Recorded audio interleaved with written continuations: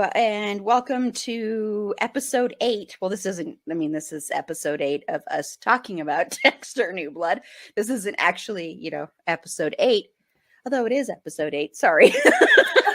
Christmas movies. My hair is doing a weird thing, and I apologize for it. But anyway, so we're going to start. Watch that without crying, but it was like so sweet, and I loved it. And I'm sorry, it's time to give a dog a pill.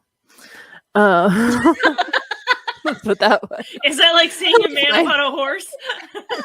No, but that's why the great thing about fiction. I almost said friction. I don't know where this is going. Gen Z standards. We are not Gen Z. We are not. Yeah, I know. We are Gen X. Gen. What is it called? Gen millennial.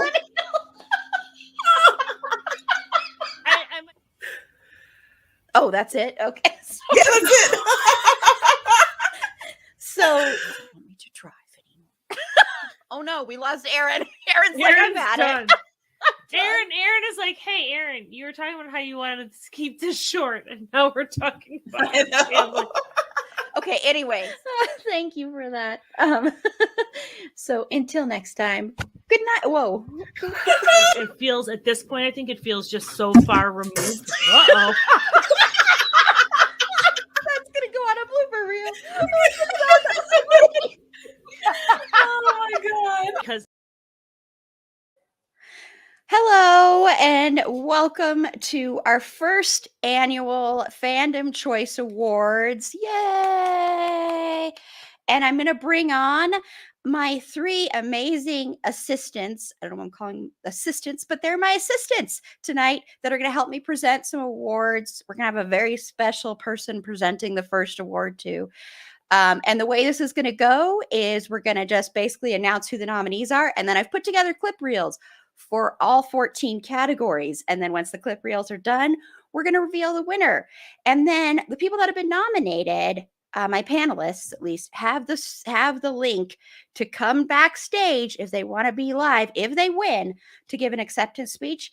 If not, and you're nominated and you're watching and you just want to write out an acceptance speech, you don't want to be on camera, feel free to do that in the comments. I will put that on the screen too. So that is perfectly fine as well. So I think this is going to be a ton of fun. But before we get started, I'm going to bring on my 3 lovely, amazing assistants. And I meant to have right in front of me the number of awards they're nominated for tonight. So yeah, that's how together I am. Although I put together 14 clip reels. So, oh, I have it right here. Okay. So she has been nominated for an all-time record 28 nominations in the first year we've done this. This was also her idea to do this award show. So please give a big warm welcome to Carla. Hello, everybody. It's an honor just to be here. and I don't know who King of New is, but I'm very excited to see you. So hello. Hi there. Yes, I too am excited for my 28 nominations, a record in this one year. That is the first year that we've done this. Yes. And let's see if next year, I wonder if you're going to beat it. But before I bring on my next co-host, I want to know, what are you wearing tonight? Oh, thank you for asking, Erin. I am wearing a dress from a very important fancy store called Marshall and a scarf from okay, like I really shouldn't be saying where I found it because then they get all upset. They want to be anonymous, but it's from a fantastic place called Mon Closet. And I think it pairs very well. Thank you for asking. Yes. Oh, and I'm wearing these beautiful earrings given to me by fellow panelist Chrissy. They are a moon and stars because I am a star tonight. Well, you look gorgeous, Carla. So thank you for being on, and big congrats to you. Thank you, King of New. I should practice my royal wave now. Yes, you should. You should. And coming up next Oh, and also one of the nominations that Carla has, because all three of my co-hosts tonight are nominated for Best Panelist. So that's one of the 28 nominations for Carla. And coming up now, she's also a nominee for Best Panelist. And on top of that, there are 9 other nominations for her. So a total of 10. Paula. Hello, everyone. Welcome, Hey, Paula. Paula. Congratulations. Well, thank you. And so what are you wearing tonight? I am wearing a lovely outfit by Lene Briant. Ooh, I do love their outfits. They are wonderful. Yes. Well, you look gorgeous. Well, thank you. So, congratulations. And thank you so much for coming on to help us present these awards for first time ever. So, thank you. Very honored to have you here. It's an honor to be here.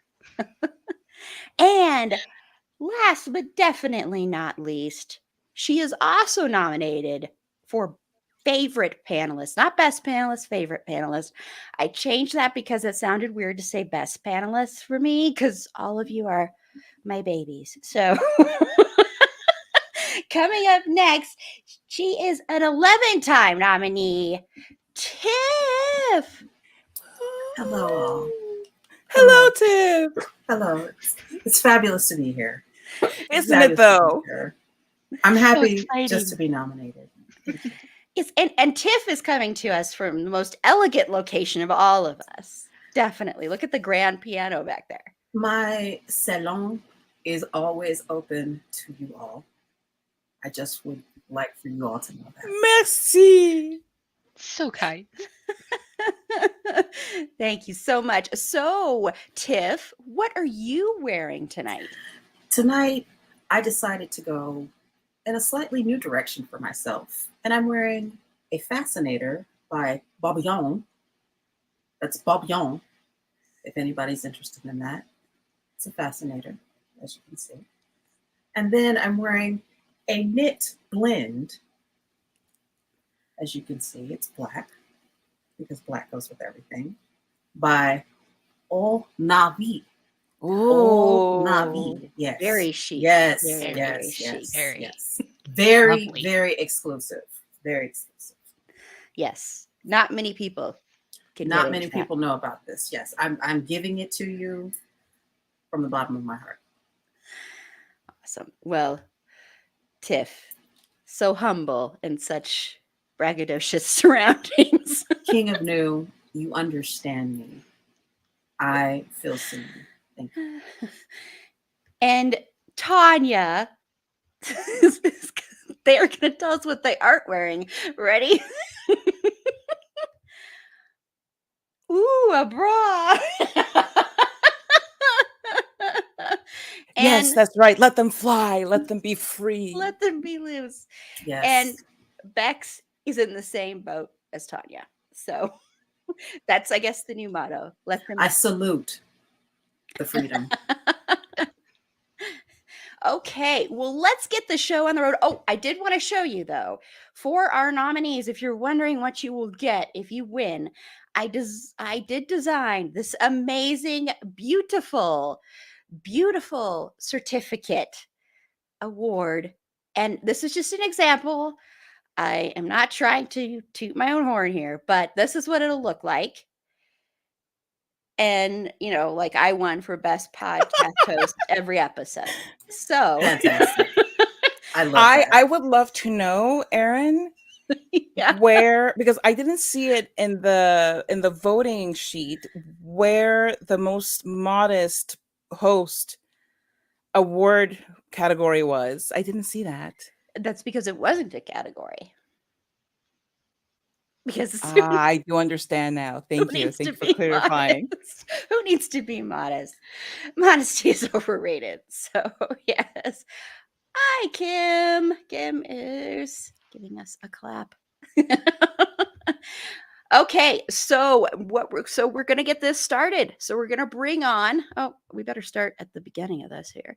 So we are gonna bring in the little slides here. So how this is gonna work is we're gonna go to the category. We're gonna have whoever's turn it is to read the nominations, and then I'm gonna add in our little clip reel. So since the first category, let's first bring on our special guest. Is our special guest here? Of course, Ellen. I am always here and ready for you. Yay, I have missed you so, Christian. Oh, and I have missed you as well. Hello, darlings. Hello, Paula. Hello, Tiff. Everybody in the comments. It is so wonderful to see you all. Oh, Christian, love you so much. Thank you so much for coming on. And oh, it is an absolute pleasure. Yes. So the first category, of course, is all about you. Best Christian Bale episode. I am so excited to read off tonight's nominees. I am going to do now my very important, because this is a very important night, you know. So I'm going to do my utmost to take this extremely seriously. Okay. Oh, yes. Yes. I shall now read the nominees. The Dark Knight Trilogy, Parts 1 and 2, featuring Carla and Susie. Equilibrium, featuring Carla and Sasha. The Fighter, featuring Carla and Ellen A. The Machinist, featuring Carla. And The Prestige, featuring Carla, Meg, Tiff, and Paula. Awesome. That was wonderful, Christian. Thank you so much. And now everybody enjoy these clips. And also, if you want to, put in the comments your best guess of which one you think is going to win. Here we go.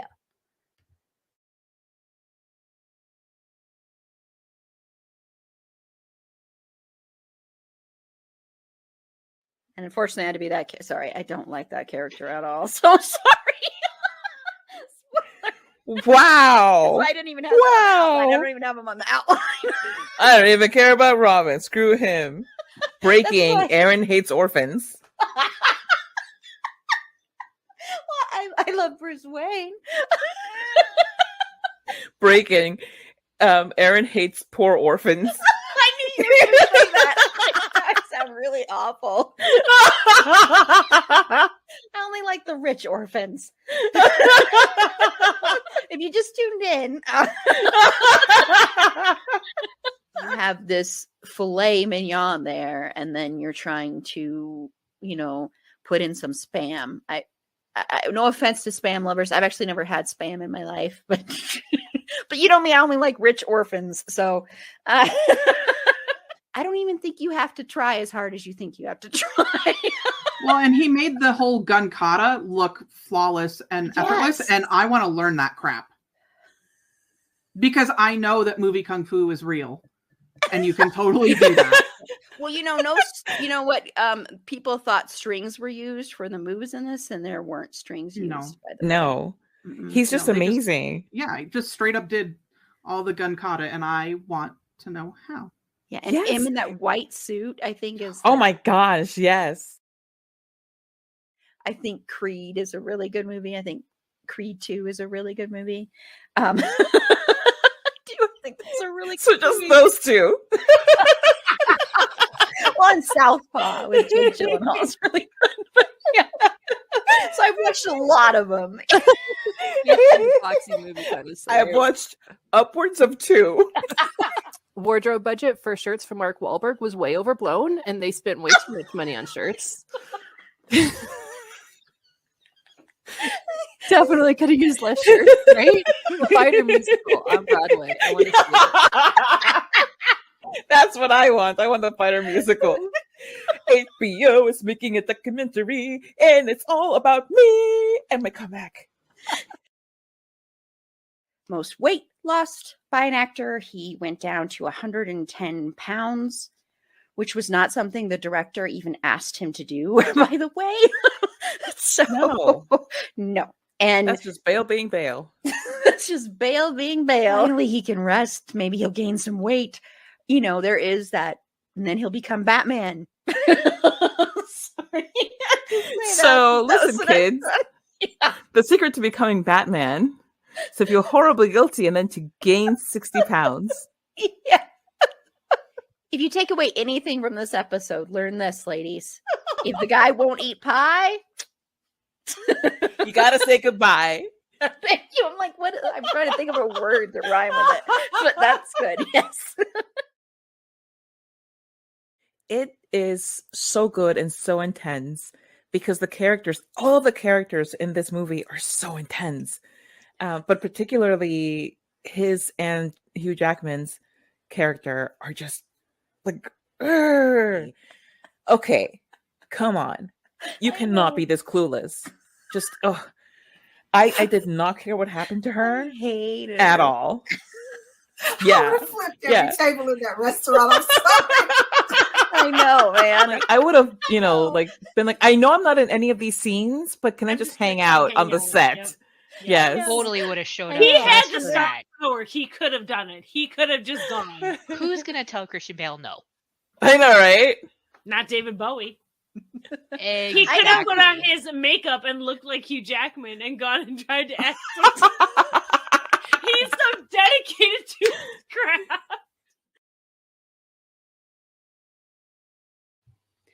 Okay, so before we reveal the winner, just a couple of, and Ellen, by the way, Ellen is who came up with our title, Fandom Choice Awards, and Ellen was very excited to see you, Christian. Ellen, thank you so much. I am so excited to be here, to see you, to kind of meet you virtually, and to thank you for coming up with the wonderful title for these awards. And the guesses well, Tanya said Vice. Vice isn't eligible this year. That'll be eligible next year. Bex. Oh, you just know how much Tanya likes to torture Carla about Vice. Yes. Tanya, you're such a kook. Oh. And Bex guessed Dark Knight. And Kim guessed Equilibrium because there's puppies in it. Like that is an extremely important reason. I do concur. Yes. But it's time to reveal who the winner is. Ready? I'm ready. Are you? Yes. And the winner is The Prestige. The Prestige. I was waiting for you. Sorry. I was taking a dramatic pause, and then you know how much I enjoy doing that. I am so excited to announce that the winner of this category is The Prestige, the film for which I lost and then regained my 2 fingers. Your dedication. Oh my gosh. My dedication, yes. So do you want to read the names of the panelists that have won? I will. I shall read them, and guess what? Most of them are here tonight. It's true. The panelists were Carla, Meg, Paula, and Tiff. Yes, and I am going to remove this for a minute so that we can get acceptance speeches if Carla, Meg, or not Meg, Meg's not here right now. Carla, Tiff, and Paula want to give an acceptance speech. I do have an acceptance speech from Meg that she sent me, so I will be reading that in a second. Well, first, I think I should give an acceptance speech for being part of this. Oh. Okay, Kristen, go for it. Thank you, Eden. I would like to thank Eden for creating this. In general, I would like to thank all of the voters, the Academy of Fandom Things. I would like to thank all of the panelists from that particular episode. And I would like to thank Carla for letting me back into her house after saying that she would not let me back for another year at least.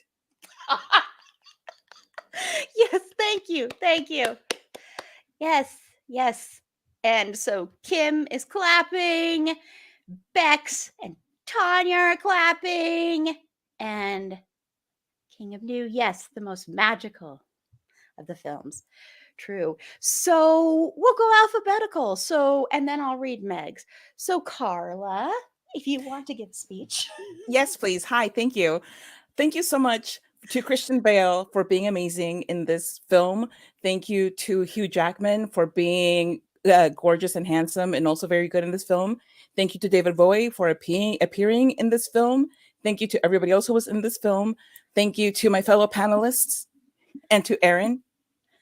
And I also want to thank my mom for never showing me any Christian Bale films growing up, so then that I could discover them as I aged so gracefully. That was amazing. And Paula? Well, I would like to also thank my fellow panelists. It was a fun conversation. The makers of the movie, because it was a fantastic movie to talk about. Everyone who voted for us. It had been said before, it's just an honor to be nominated, but it's also fun to win. So thank you for that. And Erin, thank you for creating such a fun space for us to talk about all the things that we like to gush over. Yay. Thank you for that too. So, and then Tiff. I'd like to thank the Academy. I'd like to thank my fellow panelists, Carla, Meg, Paula, and of course, our fantastic moderator, creator, executive producer, and all the things, the most humble host on the face of the planet, Erin Marlowe of It's a Fandom Thing. I had such a great time on this particular podcast episode. The Prestige will always have a soft place in my heart. And yes, I will still flip tables every single time I see that particular scene. Thank you. Thank you. And God bless. Thank you. Thank you. And then this is from Meg. Thank you to the 3 people who voted over and over again for me. Being a panelist on this ep and the show is truly a delight for me, and I'm honored to be able to talk about the things I love with people just as passionate as I am about them. I truly appreciate the support and votes. Thank you. So thank you, Meg. And this, thank you for being a much better film than The Illusionist. Yes. Yes. This is the So truth. true. Beautiful. Beautiful. Thank you, King of New. Yes, beautifully put. Okay, so next up, Paula, you'll be reading the next one. I'm just going alphabetical here, by the way, with me being last. I'm doing the last 3 though, by the way. For Best Black History Month episode, we have Fresh Prince featuring Judy and Megan, Insecure featuring Carla, Jen, and Megan, Janet Jackson featuring Carla, Prince featuring Judy and Megan, and Whitney Houston featuring Bex, Ashelle, Kimberly, and Megan. And once again, feel free to put in the comments which episode you think is going to win this category.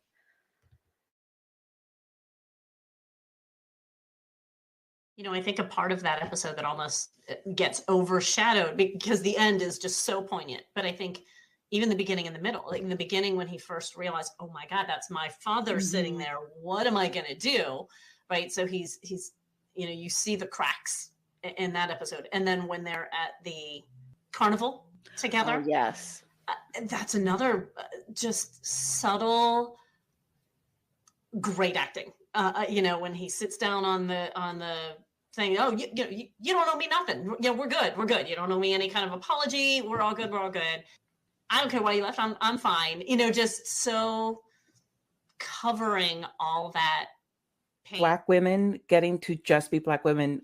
And although the show does touch on things like microaggressions and code switching and just a lot of things that are very specific to the BIPOC community or identity, it doesn't focus on that exclusively or specifically. So you're just getting their experiences and just watching them be and exist, which I think is something that we need to see more of. But there's also like one line that always stuck out to me, and it's only influenced my whole thing on dating, which is, I'm not a prude, I just want some respect. And I think that back when I was dating and, you know, like I graduated from high school in '96, so we had the influences of things like 90210 and then Dawson's Creek and then all of these shows that made the quote unquote pure girl really boring, and like there was something wrong with her because she didn't want to let go and go with the flow, which in their mind meant go and have sex. So it was just it's something that stuck with like all of my friend groups in those ages. And it was always a thing of like, oh, Carla, you're such a prude and whatever. And I kept insisting it's not about prudishness. It's like, this is just who I am. This is what I want. So at least for me, like having that in my mind, I'm not a prude. I just want some respect, was like a reassurance. Like, even if I didn't get that reassurance from people that I knew in real life, Janet had my back. There's even hints of like gender fluidity and bisexuality in some of his music. I think we already mentioned If I Was Your Girlfriend, where he almost puts himself into the shoes of a woman in a friendship. It just really looked at gender and sexuality in so many other lenses. He didn't want to be put in a box and didn't let himself be put in a box, and kind of made it okay for everybody else to not be stuck in those boxes, which is really great. That's what we want you to do. We want you to perform and you entertain us according to what we can tolerate. You keep it, poppy enough, whitewashed enough so where it's mainstream, so we can market that voice, because who else has got a voice like that? And so it was working for them at the beginning, and they could control her. And, I think what we've learned is that back then, whatever contract you signed, they owned your whole life, and so there was a whole lot less freedom that the artist had at the time. And so that's kind of where she was. And then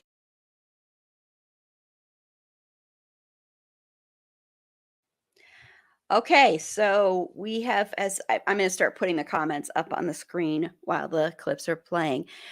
So obviously the overwhelming consensus guess has been that the Whitney Houston episode won. So let's see if everybody is correct. Yes, everybody is correct. So sorry, I should have had you read that, Paula, since you were doing this category. But if you want to read, Paula, who won of the panel. So the winner was the Whitney Houston episode with Bex, Ishelle, Kimberly, and Megan. Yay, congratulations. So, and we have one of the winners right now backstage. I'm going to bring on right now, Kim. So let me remove this so you can give your thank you. Hello, everyone. Can you hear me? Yes. Awesome. Congratulations. Thank you. This is amazing. I started a speech but then stopped. But it started with thanking you, Erin, for making such amazing space for me just to fangirl and bringing together all these wonderful women, and we can all fangirl together over things. So that was a really fun episode to record, and I met a lot of new people for the first time. I think that was my first. No, that wasn't my first episode recording with you. It wasn't. No.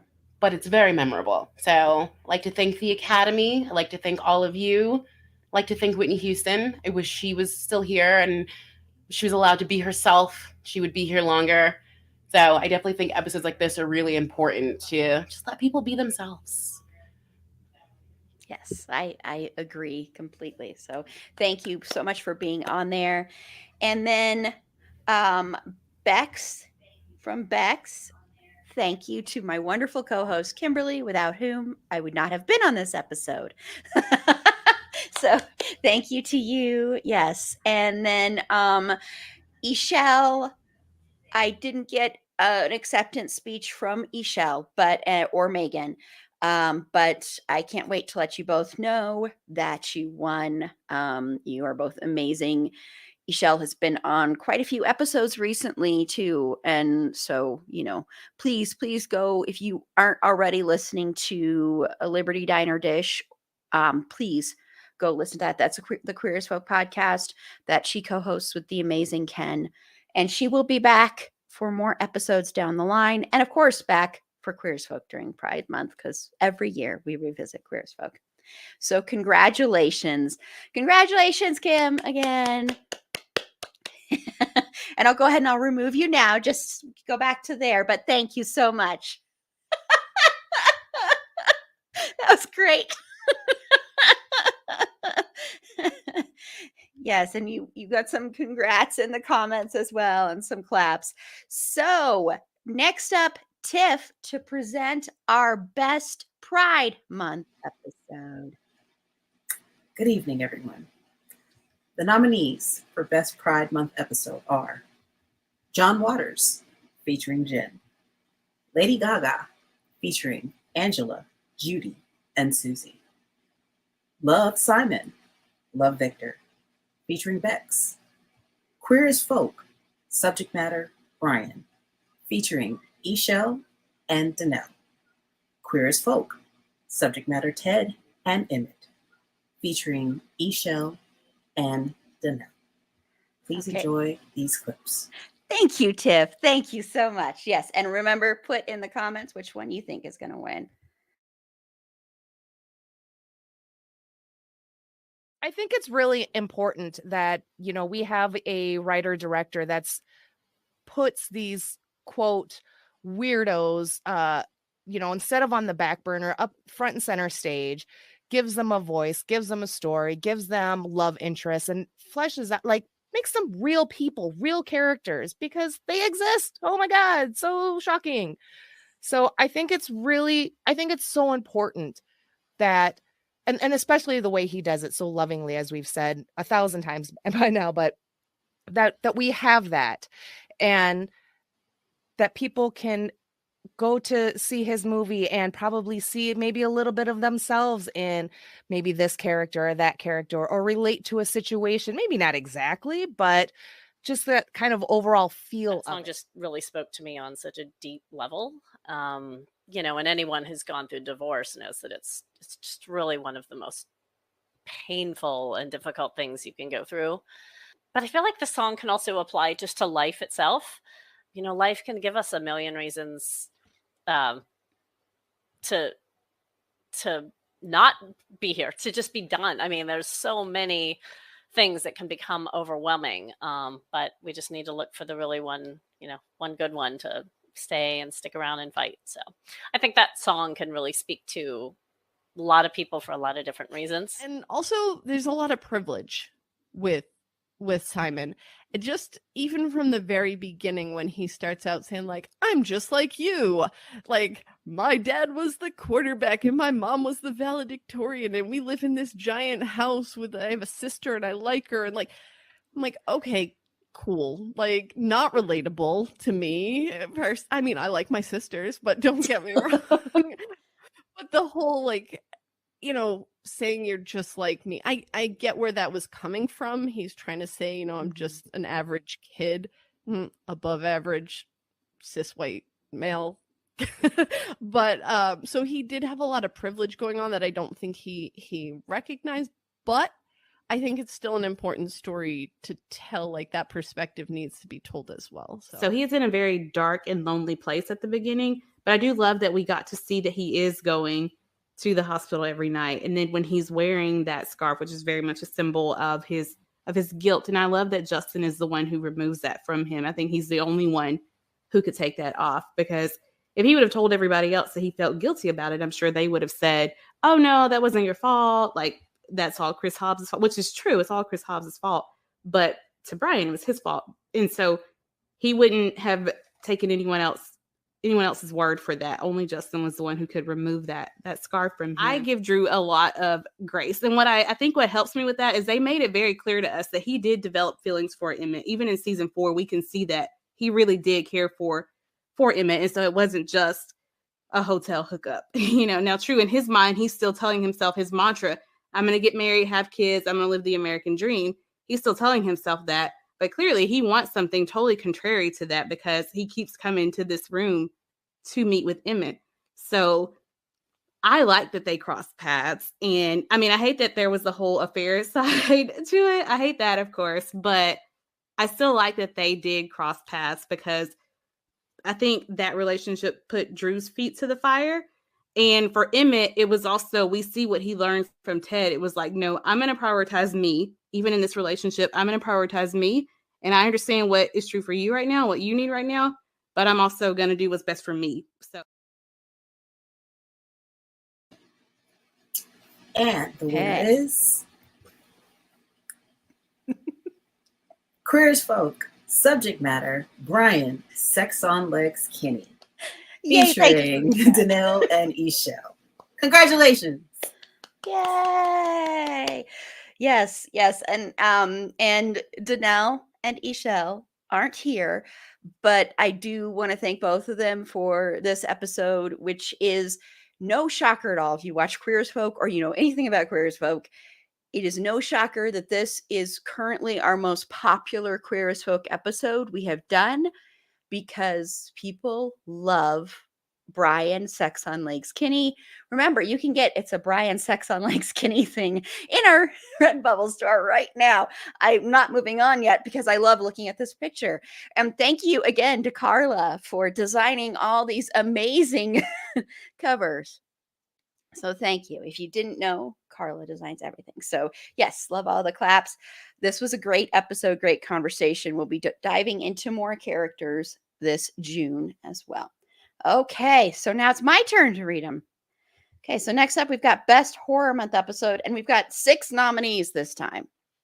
So we have Asian Horror featuring Angela, Final Destination featuring Kimberly and Susie, Guillermo del Toro featuring Bex, horror films about cults featuring Susie and Tiff, The Lost Boys featuring Carla, Sasha, and Susie, and Sex and the Vampire featuring Carla, Sasha, and Susie. So enjoy these clips and remember, put in the comments which one you think is going to win. But I think it's very natural as a human being to want to see that revenge on people that have hurt you. And so I think when you watch it in horror films, it can be kind of a catharsis, which I'm not saying that I think Angela's going to go or any of us are going to go do this. I know when I watched Promising Young Woman, it was very cathartic too. There are a lot of movies like that. Like there's the great French horror film Revenge, which is all about a woman getting revenge on people who have assaulted her. And that can be so cathartic. You know, there's famously I Spit on Your Grave. And there's all these kind of things like that where it is a person who has been traumatized getting revenge. And there's a reason these are so popular.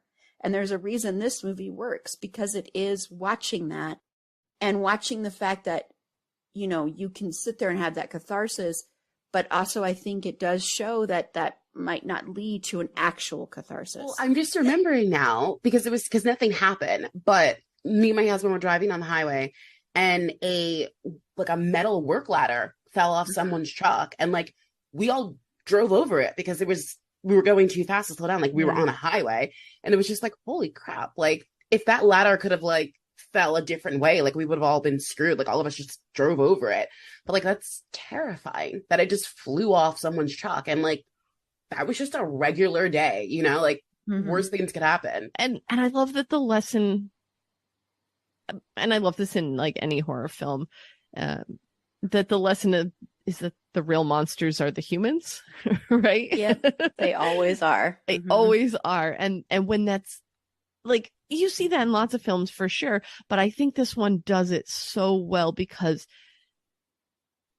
it's the layers of the monstrosity in these humans is varied and nuanced, and it's just beautiful. I think you did it earlier, like chef's kiss. It really truly is. But for me, whenever I watch cult films, the ones that kind of present themselves more innocently, they get more effective because that's how it really is, like in real life. I mean, sure, the campy ones are the ones that are like outright state that it's a cult, like kind of Children of the Corn, Babysitter, and movies like that. They do they're more outright with their advertising, like, oh, it's the cult of children. Oh, the babysitter is leading a satanic cult. What are we gonna do? Those are funny, but for me, the terror comes more from kind of being kind of, oh, I don't know if I can explain this right. Kind of being tricked into it in a way, because that's how they get you. He pasteurized it, and he pasteurized it. Yes, he pasteurized it. He put it through a very important process. He has perfected the art of artisanal pasteurized blood. He was planning on opening a bloodery. Of juniper in this one. Yes, he was planning on opening a bloodery, but now that Max is dead, now his business is dead. So he's just gonna keep doing the taxidermy thing. But extra bonus, now he can share his Oreos.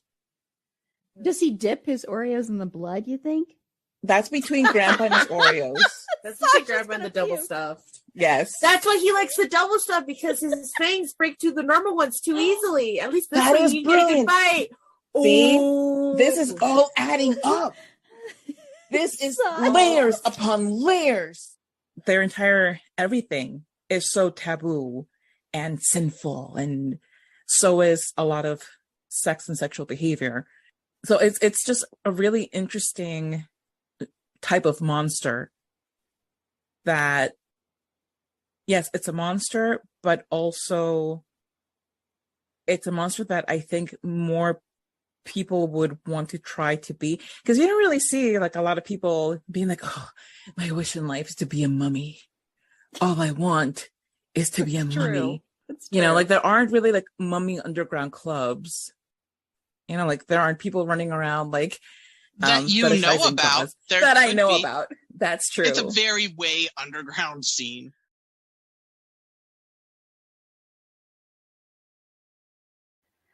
Okay, and before I announce the winner, I think this is a great idea, King of New. We may have to do this for our next horror trivia category, A24 films, because they are known for doing the more quote unquote prestigious horror films. So I think that's a really good idea.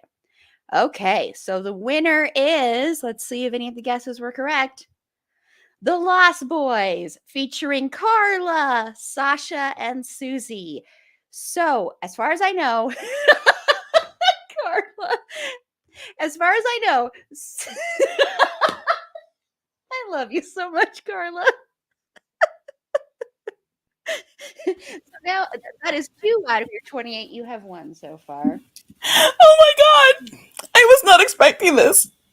I fully expected Final Destination to take this. I fully did. But since this one, I want to thank the 80s for being a thing. I want to thank good-looking young actors in the 80s for existing. I want to thank vampires for probably not existing, but also maybe. I want to thank garlic for keeping us all safe and keeping food delicious. I also want to thank my fellow panelists, because they are wonderful, dear, hilarious, insightful, brilliant human beings. And I love being on episodes with them. I love being on episodes where, like, with everybody with whom I've ever shared a panel.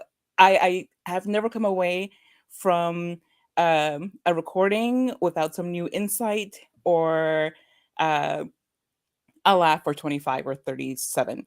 I also want to thank The Doors for, particularly Jim Morrison, for writing People Are Strange, because that song has haunted my youth and my elder youth. And I also want to thank Wardrobe Changes. I know. For being 50% of award shows. I know, I kept meaning to comment on that. I'm sorry. So yes, congrats.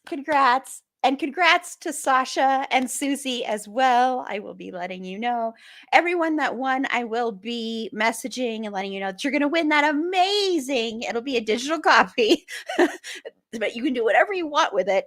But that amazing little why do I keep saying placard? But it's a certificate. Yeah. So yes. And so Yeah. This one is one that Tanya actually saw because they are not big fans of horror movies. But they have seen this one. Yeah. And Carla stays up. Not past 10, but in winning, yes. Awesome. Well, Carla is going to be presenting our next category, which is Best TV Show. And there's 6 in the category of Best Television Episode. The nominees are 911, featuring Carla, Meg, and Susie. It's Always Sunny in Philadelphia, featuring Judy, Lauren, and Rachel. New Girl, featuring Meg, Susie, and Tiff.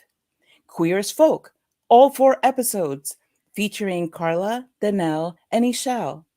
Ratchet, featuring Chrissy, Jen, and Susie. And Ted Lasso, featuring Bex, Judy, and Susie. Awesome. Thank you so much, Carla. So enjoy these clips. And once again, put your guesses in the comments. And I do agree. I saw that, Tanya. I could not eat Chinese food either for a long, like rice especially, and noodles. It was very hard to do. So.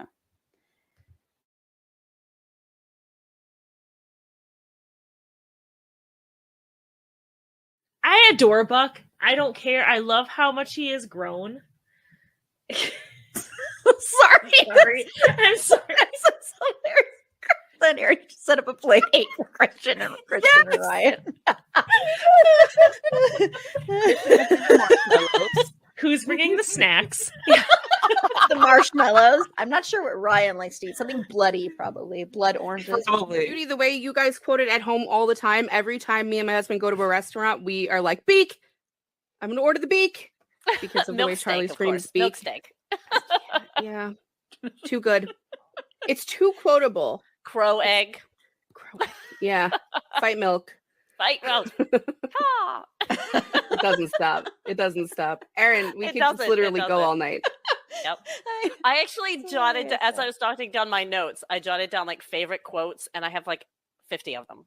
Yeah. This show is what I reference and think about when they're like, when people talk about how we don't see enough male friendships on TV without them being toxic and without like, and complaining about people shipping male friends and be like, why can't we just have friends be friends? These 4 men, but I'm mostly going to reference the 3 because Coach is just kind of in and out. Yeah. They have an amazing friendship. They have this beautiful, weird, antagonistic, but loyal friendship between them. And they've all known each other. Schmidt throws a tin anniversary party for living with Nick. And Nick thinks it's the weirdest effing thing in the world. But you know what? He's there. And he's there to support his friend. At least we can all agree on this. And apparently, so far, everybody ships Justin and Michael too. So it's just, I'm just kidding. That is never anything that I said. I'm totally kidding. Sorry. Let the record show. Ishel is not a passenger on that ship. I co-signed with Ishel on not co-signing with Aaron. What would their ship name be? Mustin? Mustin? Oh my God. Oh God. That sounds as bad as it would be. So perfect. Yeah, I'm looking forward to We that one. respect For this you perfect for your speech. talent. We're Your looking respectfully. Just want to put that out there. Respectfully, sir. Respectfully. I respect that ass. God bless him. That's America's ass right there. For real. When Green Lantern comes out, we'll just all like come to a consensus and just be like, yep, this is the real America's ass now. I said I'd do a book club on the books that appear in Ted Lasso. And like, what? Fountainhead? Fountainhead is your favorite book? Like, I have questions. I have a lot of questions because there's, the book club and we were all just guesting on the Lasso Cast podcast. And we went on a rant for like, I don't know, probably 10 minutes about Ayn Rand and like what she stands for and how that ties in with Ted. And there is a moment where he says, ooh, bit of a curveball, huh? Like you wouldn't expect him to like that. So I want to know why Fountainhead Ted Lasso.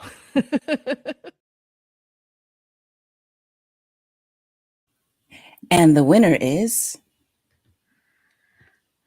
Queer as Folk, all of them, with panelists Danelle and Ishao twice, Carla and also Danelle and Ishao, and Danelle and Ishao again. Yes, so Carla, that's 3. That's 3. Yes, 3 out of 28. Thank you so much to the voters, to horny people who watch Queer as Folk for non-important reasons. Thank you to Queer as Folk for existing and being probably better than the UK version. I've never watched the UK version. It's just an educated guess.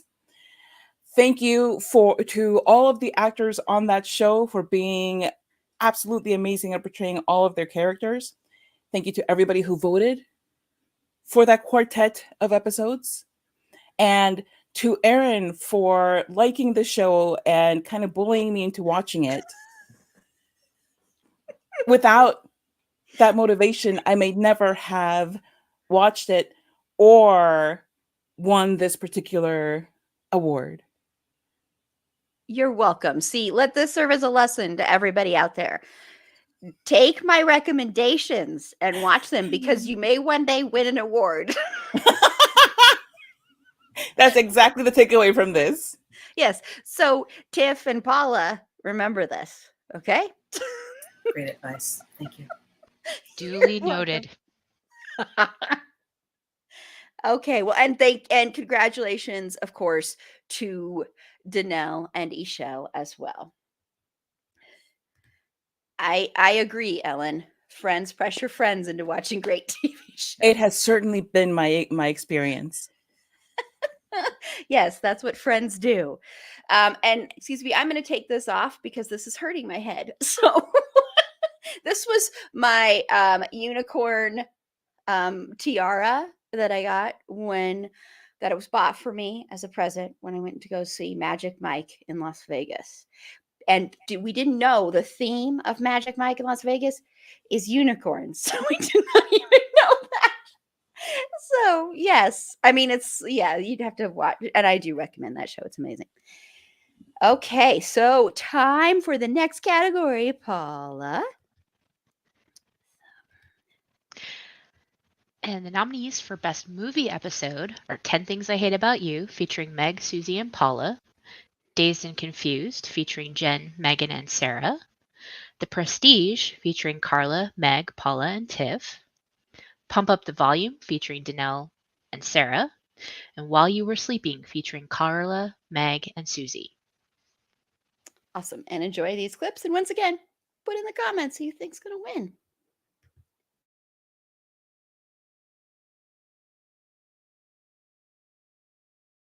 These 2 armadillos just turned into beautiful butterflies.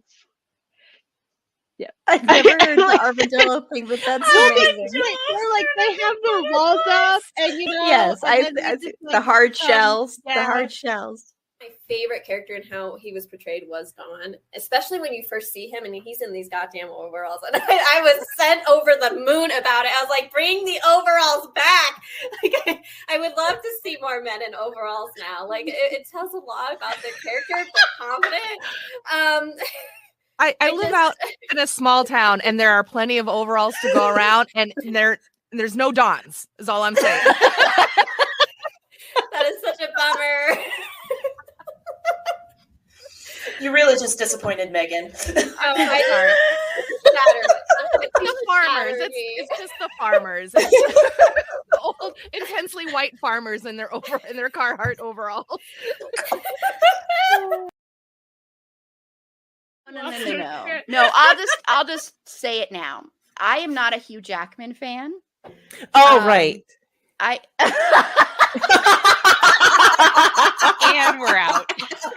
He's one of my favorite characters, period. Yeah. Ever. I love this character. I would marry this person. Right?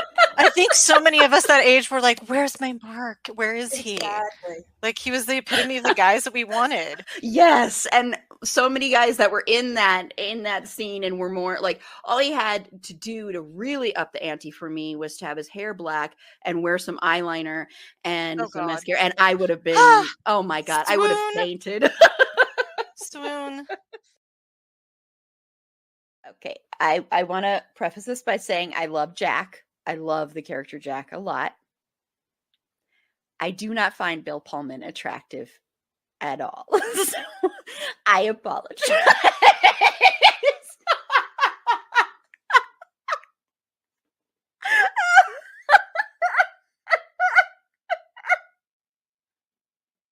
I knew that would happen. It's okay.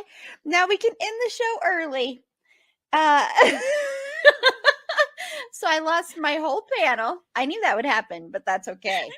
We'll just end the show early. Amazing.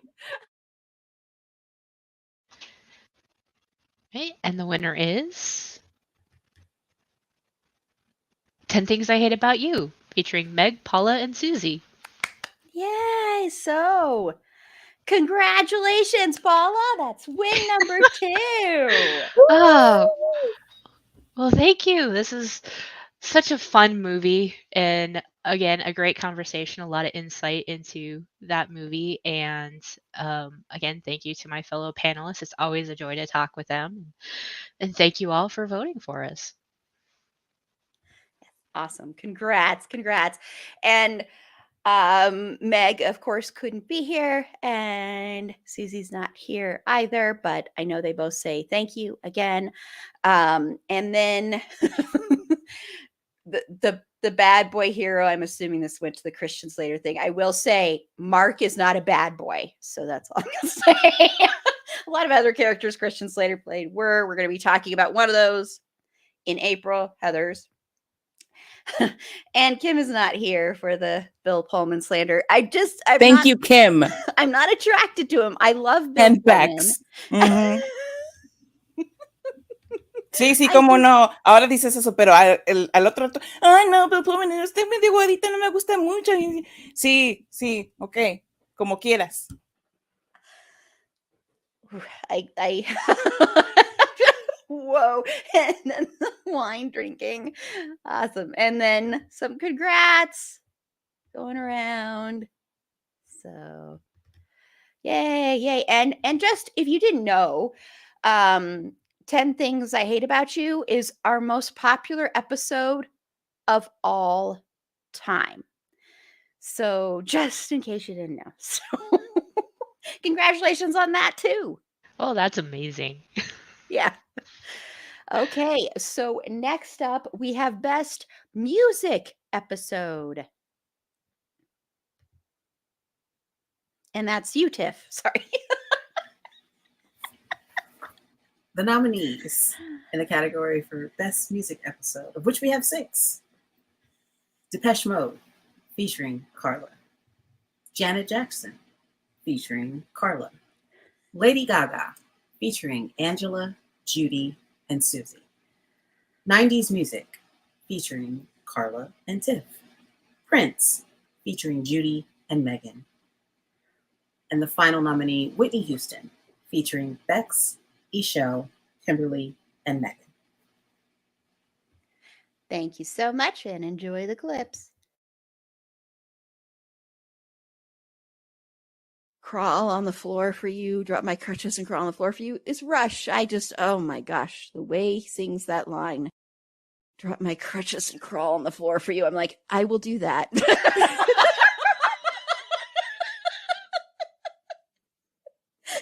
Give me the time and place and I will do that.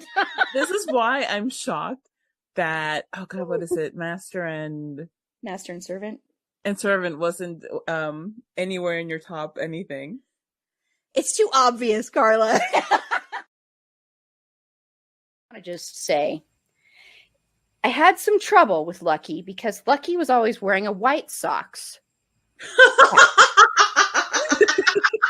That was the problem with Lucky. That was the only problem. That was the only thing. Otherwise, perfect. However, his choice in sports teams, leaves a lot to be desired. But even some of the songs that feel like just silly pop songs, Yeah. I know Carla mentioned Poker Face. It's actually about hiding same-sex attraction. So, like, they all have these deeper meanings, and there's something more to them. And when you hear her play them, just her and a piano unplugged, and she can really just be expressive with them, it's like, oh, okay, this isn't just a fun little dance song. There's really something to this and a lot of emotion behind it. Honestly, I think she's best when it's just her and a piano. Folks need to understand, okay, number one, there are like no girl groups right now. And in the 90s, we had a wealth of girl groups, more importantly, Black girl groups. That is the key. That is, and we're talking about groups that could like sing, like the In Vogues of the world, like Jeanne. And that was a duo, which is, you know, even more rare when you think about it. And that's why I think he went so hard with the sexuality the way he did.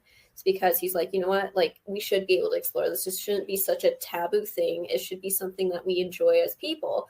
I mean, he's like, you know, I remember from the Bible, you know, like God says, like, you know, like these things happen and it's okay. And it's okay for it to feel good. And I think he carried that sense of religion with him throughout his life. And he wanted it to be shown through sex because it was such a negative, bad thing to see out there. And he didn't want that. He was tired of it. Saving All My Love. I definitely was like an 8-year-old singing about this like affair that was happening between these two, just belting my heart out. And like, you're not supposed to root for anyone here because like they're having an affair. But I was just like, I hope she gets him. I hope she gets him so much. Like, it made no sense how attached I was to the song as a child. Like, there's a part where she kind of growls, because tonight is the night and I'm feeling all right. And I'm 8, just like, I know what you mean, but I don't. And the winner is... Okay, and we had no guesses on this one, so I don't know. 90s Music with guest panelists Carla and Tiff. Awesome. So that's number 2 for Tiff and number 4 for Carla. Woo! Go us, Tiff. So excited. Yes, I want to thank Tiff for being somebody who also has fantastic taste in stuff, including music, not just TV and movies, but also music. Like, way to go, Tiff, for having fantastic taste in pretty much everything. Thank you to all of the artists that we mentioned. And some that we didn't, because somebody decided that we could only pick a few in each category. That's neither here nor there. Thank you to all of the voters out there. Thank you. Thank you all. Thank you. Yes, you. And also, thank you to everybody watching right now, because this is a lot of fun. And I'm having a great time winning things and talking about how much I'm enjoying winning things.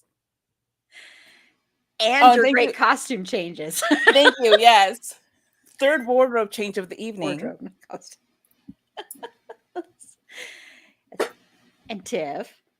So I'd have to say thank you so much to everybody who voted, everybody who remembers what an awesome decade the 90s were for music.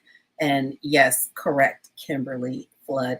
Bring back girl groups. Absolutely. Totally in agreement with that.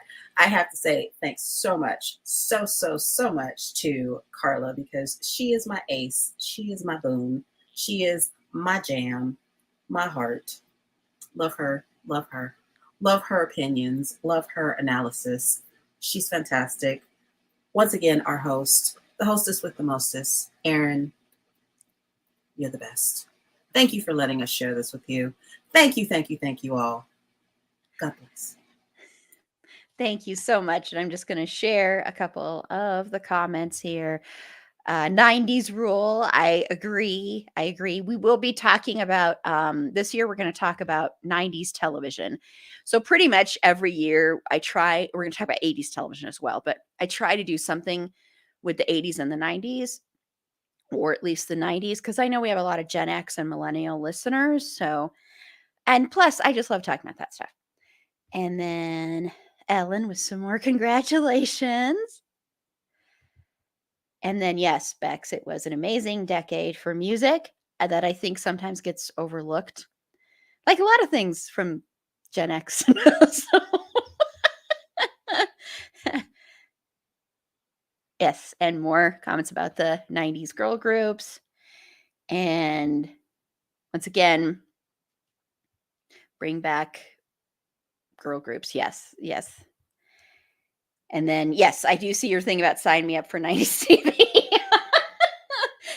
Yeah, so that'll definitely be full now. So, but yes, I see that, Kim. And then Beck said, my head literally made the same move that Carla's did when you said Gen X gets overlooked. Okay, well, next category, and that's going to be me, is now I can't remember what it is. Oh, it's best topic episode. 6 nominees again.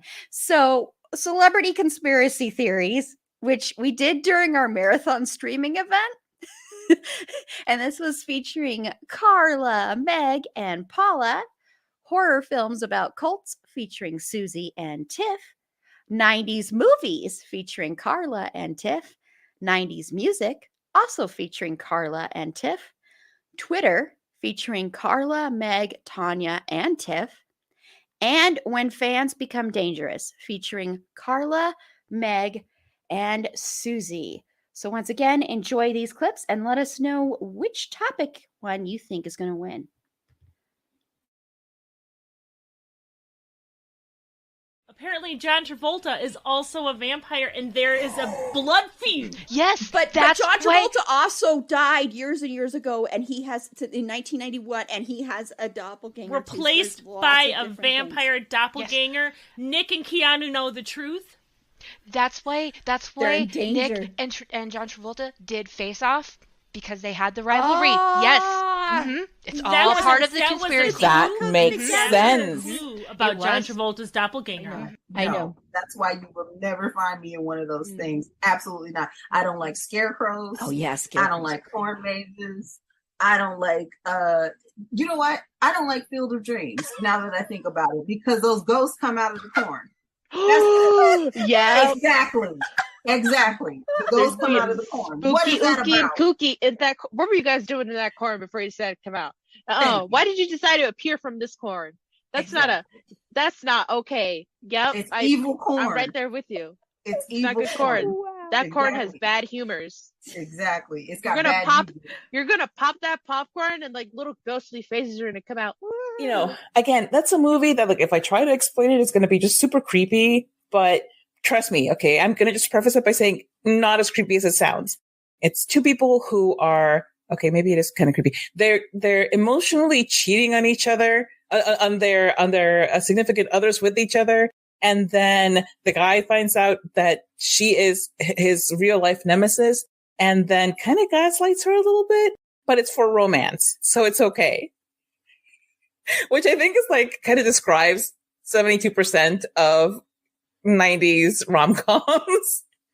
It's just a little bit of gaslighting, you know, a little bit of manipulation, but it's okay because they end up in love and they're probably happily ever after. Funny thing is though, I do like the Foo Fighters.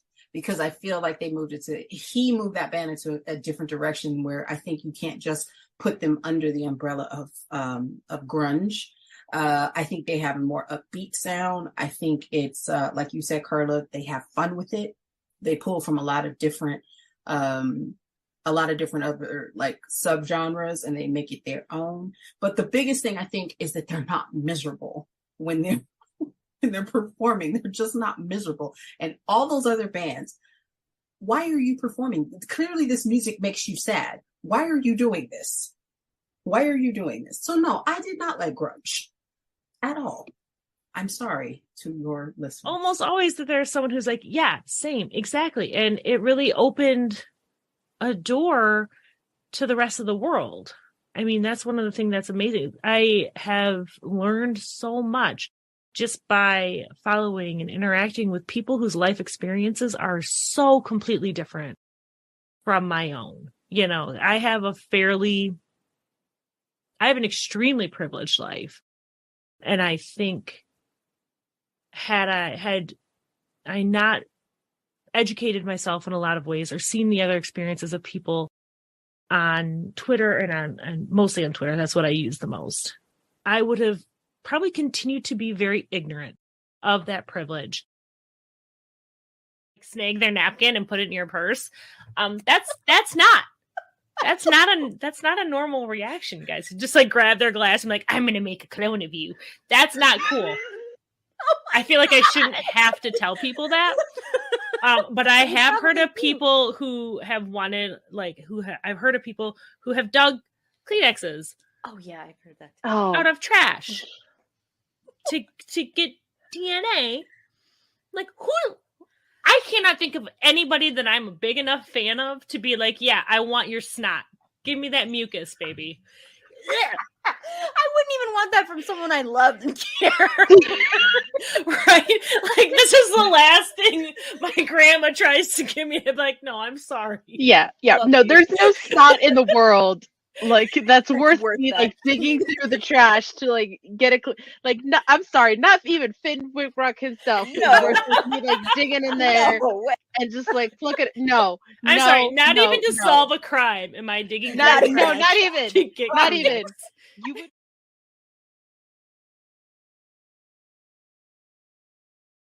Okay, and we had no guesses on this one either. So the winner is Celebrity Conspiracy Theories featuring Carla, Meg, and Paula.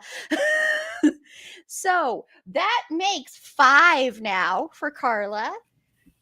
3 and 3 for Paula. I haven't been keeping track of everybody else only because 3 of you were co-hosting, but I will add all these up and let everybody know. So, Carla and Paula, congratulations. Oh my God. Thank you to everybody who is interested in wild and amazing and very creative conspiracy theories about celebrities. I loved recording this one because it was so goofy. It was just completely just fun and nothing really serious about it. I wore an aluminum hat, a tinfoil hat, because it was the only appropriate thing to wear for this topic. And it was just a lot of fun to record. Thank you to people who have critical thinking skills and don't believe in these conspiracy theories. No thank you to the people who create these conspiracy theories and who propagate them. Please seek help. Thank you to everybody who voted for enjoying a good kooky spooky time with us. And thank you to my fellow panelists, Meg and Paula, for being equally fun and silly about it. And Paula. Oh, this was probably one of my favorite episodes to record. We had so much fun with it. So thank you. Thank you for voting for us. Thank you, Megan, Carla, and Aaron. This was so much fun to do. A lot of fun and a little disturbing to research. Yeah. But yes, we had so much fun with that episode. So thank you everybody for voting for this one. Yes, that we were recording that during our marathon streaming event, which we're going to do again this year in May. And I don't remember what hour we were on, so I was already loopy because I'd been on for a while. So the reason there's no video clips of that is because I'm not going to go looking through 12 hours of video for clips. So apologies, but that was so much fun, and that all started because I had started with a Ryan Murphy conspiracy, which I did make a spreadsheet. I have not looked at that spreadsheet since we did that episode, so I haven't updated it, but yes. And here's a conspiracy that's starting now. It's a conspiracy that Carla's I like this conspiracy. But is it a conspiracy if it's true? Ooh.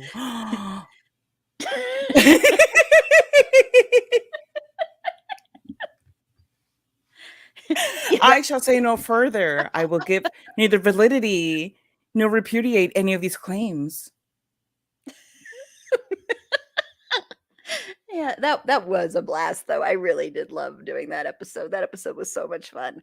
And I just loved that we didn't take any of it seriously and we just had fun with it. And because there is a lot of dark stuff that happens because of that stuff, but I'm glad we kept it light. Because that other one that was nominated, When Fans Become Dangerous, was the most disturbing episode. The clips that I showed were the lightest part of that episode. So that episode was very hard to do. So yes. Okay, so next up, Carla to read Best Special Episode. Best Special Episode is this category. The nominees are 200th Episode Celebration featuring Carla, Meg, and Paula. The Boys Season 3 featuring Jen and Paula. SDCC San Diego Comic-Con coverage featuring people or not people. What We Are Into March featuring Bex, Carla, and Meg. What Aaron's Into and Meg featuring Meg. Thank you. Enjoy these clips and write in the comments which one you think is going to win. And for the first clip, for the 200th episode celebration, apologies for my face in this. I have a very hard time. I'm trying to get better with compliments. So I know my face looks annoying in this, but so apologies for that. It's just hard. So I'm trying to get better about that. So anyway, enjoy these clips.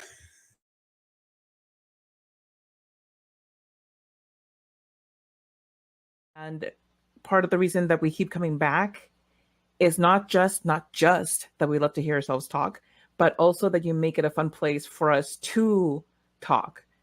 And we can just share our thoughts and feelings and everything and not feel judged for having these thoughts and feelings. The panelists are respectful of each other. And I think, thanks, Meg. And I think that that's partly tone at the top, because as the host, you said a tone of fun, inclusivity, but also of respect, which I think is a tribute to your wonderfulness and uniqueness, and also to the fact that you have great taste in friends. It wasn't as terrible of a character as I thought we were going to get per the hype, but I think that is just here comes Jensen, free from the CW chains and doing something different. Let's hype it up. Everyone's going to be excited for this.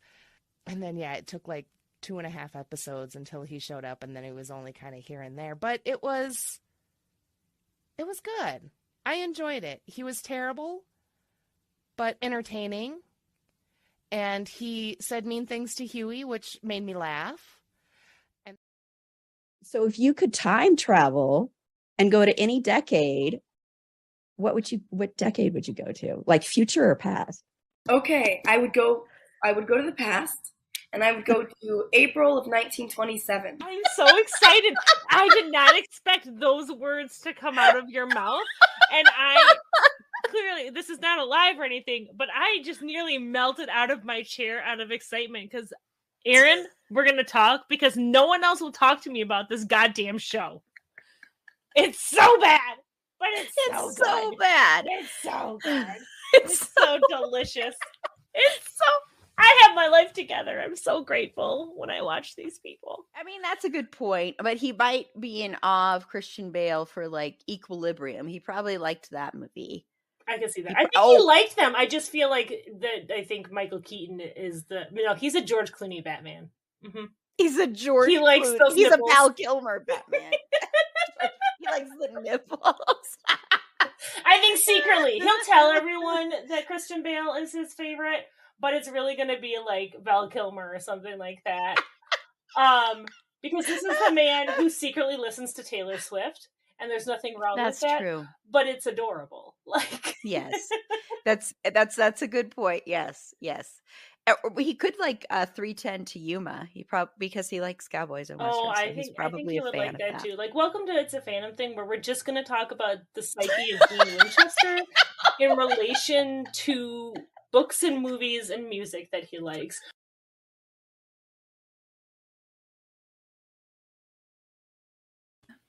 And the winner is the 200th episode with guest panelists Carla, Meg, and Paula. Oh, whoops. In my head, there's music. As I come up to the stage, like,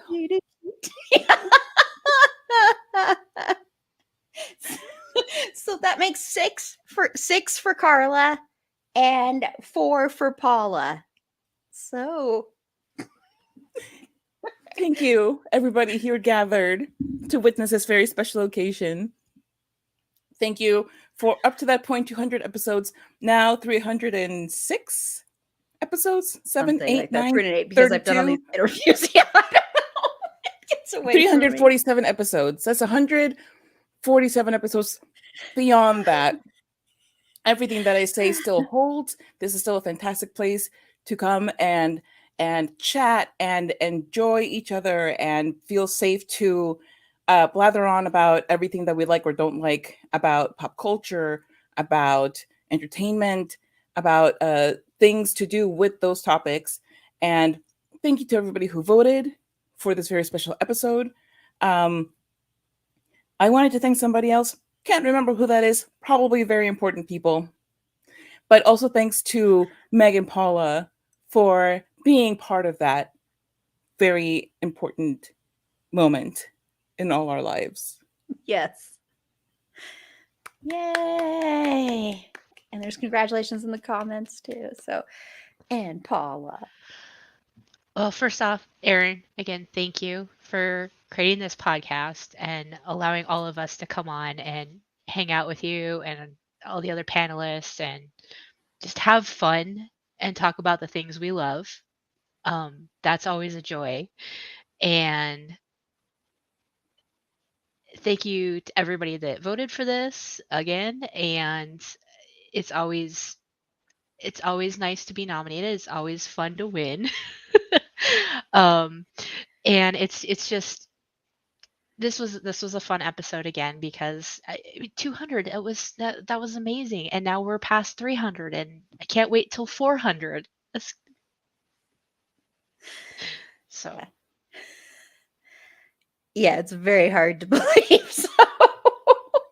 So thank you all so much for joining me in that. And I keep forgetting to mention a lot of these races were so tight. I want to say, which actually was kind of cool because it just shows me how many people love different episodes.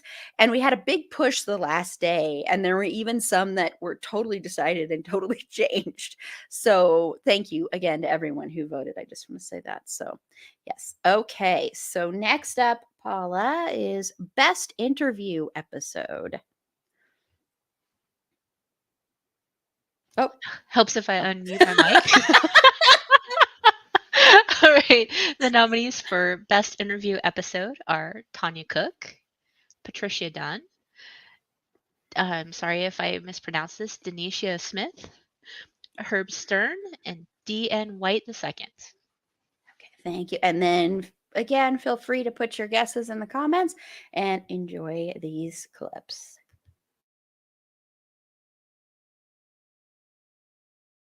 Showing the fans, like showing what they do, showing how inspiring they are, showing how amazing they can be when this is a group of people who are typically women or non-binary or typically not from the most privileged gender, race, sexual orientation, identities, immigration identities sometimes in our society, and they are doing the work. And you will find that a lot in activism, that the people doing the work are not always the people who are saying they are doing the work or the people who are getting the attention. So we really, really believe we could make change. And in looking back at it, that war was already decided long before we, believe we could stop it. And I think there was something about the character also going back home and thinking that what she knew to be true was true and that she could make change too. So it's kind of this combination of like, you can't save the world, you can't save yourself, you try to save the world, so then you wind up trying to save other people, and then in the end you kind of save yourself. I think a good novel, at least in my terms, there really isn't a complete villain. I mean, in mystery stories perhaps, and detective stories, but nobody is one thing unless they're nuts, but everybody has both good and bad. It's much more interesting to make her a quite good person, although she is really in love with the prince. All those club members who don't rise up and say, hey, you can't say that somebody can't come in here because they're Hispanic or because where they go to pray. I mean, these are first steps. They're not as terrible as the others, but if they didn't begin there, they couldn't end there. There meaning the Holocaust. Ones that just kind of died, for whatever reason, kids just, people going their separate ways. So as it was sort of dwindling, I kind of just kept the role playing going, just like role playing with myself almost. And then something dawned on me. It's like, wait, I think this is just called writing. So like, so yeah, like I really, after making that realization, I just kind of went ahead with that. Like, yeah, I could write my own stories with my own people, my own worlds. Like, yeah, this is great.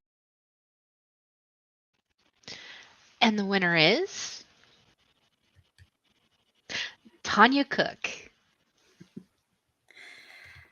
And Tanya did send me a thank you speech. So this is Tanya's acceptance speech. This is their acceptance speech. Thank you so much for this award. I had an absolute blast doing the interview, but the person who deserves this award is definitely Erin. She made me feel like $1 million and helped me to better understand what our book can do for the community. It's been my pleasure and privilege to be a part of this podcast. Thank you to all of those who helped to make it happen. Sorry I couldn't say this in person. Frozen thumbs up screen. Love, Tanya. So thank you again, Tanya, so much for that. And before I make some announcement about some exciting upcoming interviews this week, I did want to say, yes, thank you. Thank you so much, Kim. Love you. And congratulations to you and to all the winners. And yes, thank you for being a part of this. And then good night. Thank you for watching King Anu, and congratulations to all the winners and Carla. And thank you to our wonderful host Erin. Thank you. And then Ellen saying, I really enjoyed the interview episodes. Thank you so much. I love interviewing people. This past week, I have to say, I have been interviewing nonstop. I have one more interview tomorrow, and I've been interviewing Monday to basically every day. Last week I interviewed people.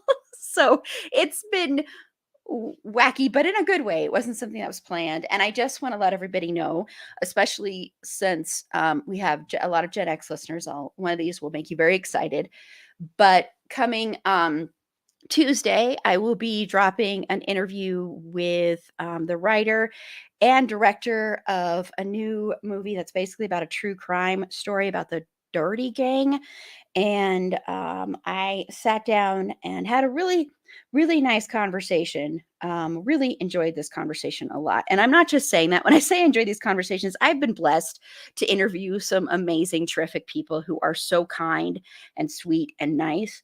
But I interviewed the writer and director of American Outlaws, Sean McEwen, and one of the stars, Sam Strike, who is so sweet, just so sweet, like really, really sweet person. And then coming Thursday, there's a new movie called Who Are You People that's opening on Friday. It's going to be in select theaters, and then you can also get it on demand.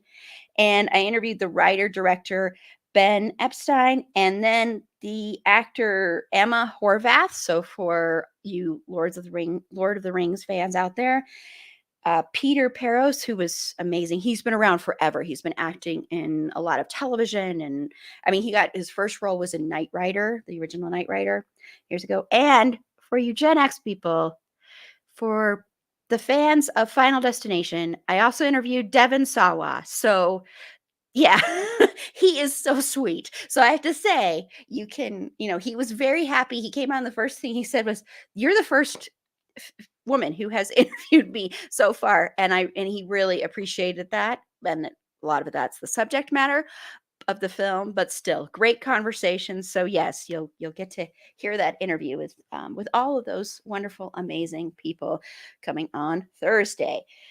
Good night, Bex. Thank you so much. Yes, congrats to all the nominees and winners. Yes, definitely come back and watch the rest later. And then I also wanted to note Patricia Dunn will be back in July because she has a new book out. So she'll be back in July. And then also in March, I will be interviewing Andrew Dean again, who I interviewed before. He's got a new book out about a serial killer. So I'll be reading that, and then interviewing him. So yes. So look for those coming soon too. Okay, so next category presented by Tiff is the best live stream only. And the nominees for Best Live Stream Only Episode: Dexter, featuring Carla and Jen. Finn Whitrock Trivia Night, featuring Jen, Susie, and Paula. Horror Trivia Night, featuring Carla, Chrissy, Aaron A., Jen, Lauren, Meg, Paula, Rachel, and Rebecca. The Luckiest Girl Alive, featuring Jen. And the Marathon Streaming Event with various podcasts and panelists. Thank you so much. Here are the clips.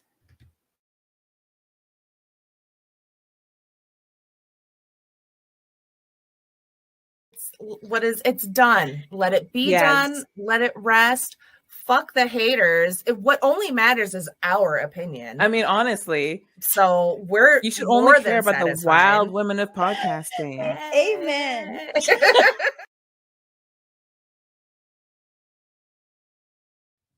Finn appeared as himself. I'm also ashamed of this in this short film. Flim flam. Fin film flam. Fin flam flam. In this fin film. In this film. Released by Funny or Die. Go watch this on YouTube. It is flippin' hilarious. Well, I would have to give you the name to tell you where. Just search Finn Whitrock, Funny or Die. Yes.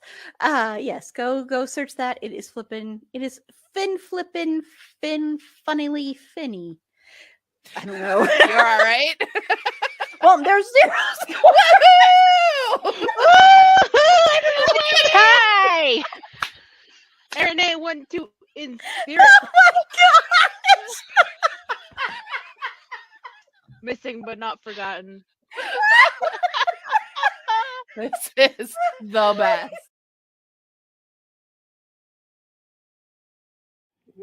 This, if you don't know this, I just am going to kick you out. This is the famous phrase Carol Ann says in Poltergeist. Oh my God. I think I've seen this movie like twice because it got on my nerves. Sorry. I'm sorry. I'm deducting 20 points. Paula gets all your points. I've seen it though. I should know this, but I do not. Oh Lordy. I know this one. Okay, Paula. They're here. Yes. Oh my gosh. Christy.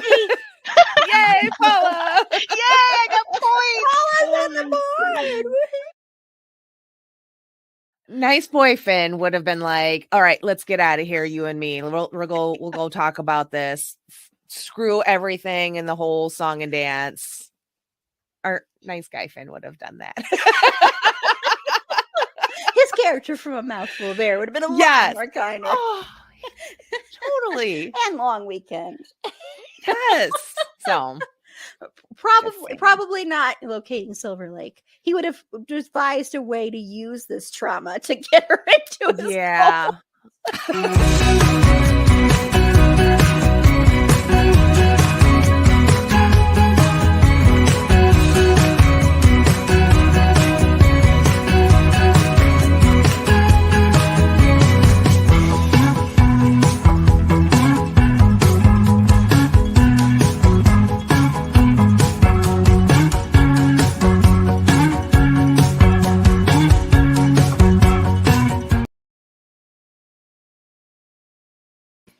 And the winner is Horror Trivia Night 1, 80s horror. It's basically all the nights, but I just put one in there. So all of the horror trivia nights. Yes. Congrats to all the panelists. Yes, including Carla and Paula. So Carla, Whoa! 7, I think, or something like that. And then 5 for It's a good night to be me. Thank you to horror for existing. Thank you for people who create horror stuff for creating horror stuff. Thank you to Ellen for congratulating us panelists. Thank you to everybody who voted for us and this category and my fellow co-hosts, all 13,000 of them. 13,000. Yay! And Paula, who knew so much horror trivia. Oh, thank you for letting me be on trivia, even though I am terrible at it. But it's still so much fun, as always. It's a lot of fun. And again, thank you everybody that was voting for us. Thank you all the other panelists, Aaron. It's always fun. So thank you. Thank you. And we will, of course, be back with horror trivia. We will, of course, be back with Finn Whitrock trivia again. And we will next year do Christian Bale trivia again. So we're all about the trivia. And maybe I'll be better. Yeah, you kind of redeemed it a little bit on the Finn Whitrock trivia. A little bit. But and then we are going to be also during our marathon streaming event, we're going to do supernatural trivia too. Yes, Paula, I already have it noted that you want to be on that one. I have a shot now. Okay, and we are down to the last 3 categories. So thank you everybody so much for watching and for sticking with us. And these aren't the top 2, but here they are. So I will be reading the last 3 and doing the clips. So next up is best podcast moment or running theme. And let me put this back in here.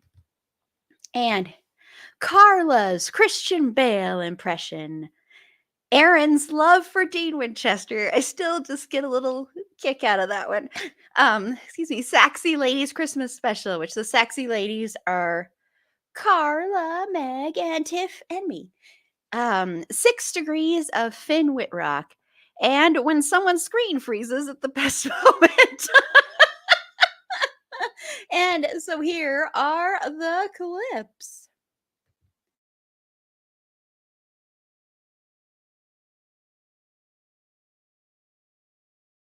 I am here to speak today about a sacrifice that I made for this movie, for this role. You see, do you see my fingers? Yes, you really this cut your hand fingers off? has all fingers, yet the other hand does not. I asked to have a cape for the prestige, and they told me no. They said it was cheesy. All magicians do not wear capes. And I'm like, why not? But anyway, let's talk about my finger. Indicated that I had my 2 fingers cut off, and then we filmed all of the scenes in which I had no fingers in one day, very quickly. And then I had my fingers put back on at a nearby hospital. And we all did things we're not proud of. Wait, that's true. You did a couple of things I know you're not proud of. Did you enjoy working Correct. with my husband, Hugh Jackman? I say when he walks in the room, Hugh, you got jacked, man. Oh, because of his stunning physique.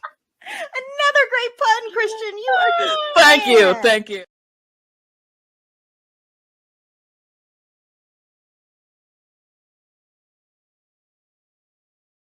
I want to, but I don't suck. Well, you should always consent.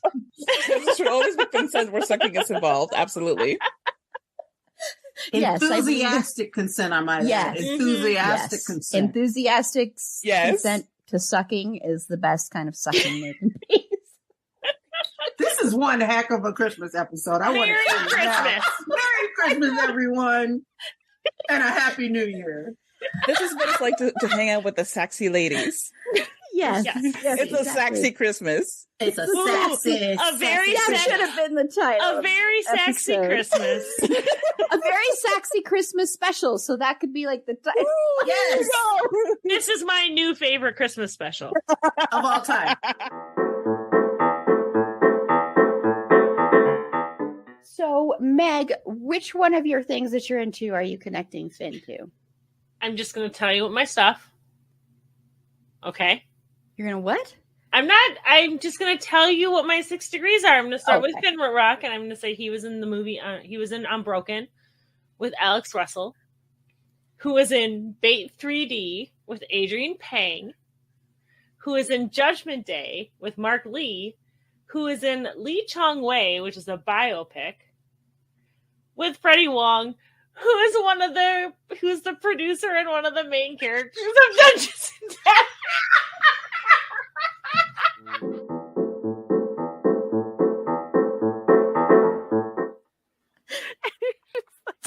What is this even? I'm sorry. I think it's so funny. I know. It's frozen with her thumb up. I'm sorry. That's when I was losing it at. She was like, I gotta be ready.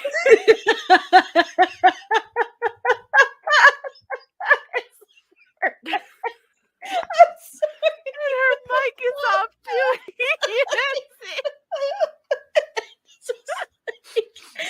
Thumbs up. I'm sorry. Oh my god, that's hilarious.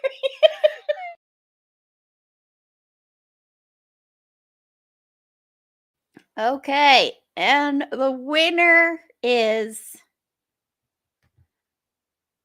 Carlos Christian having Bale impression. I mean, we all kind of knew that was going to happen, right? My God! Like I really, really hoped, because I would like to start off this acceptance speech by saying, there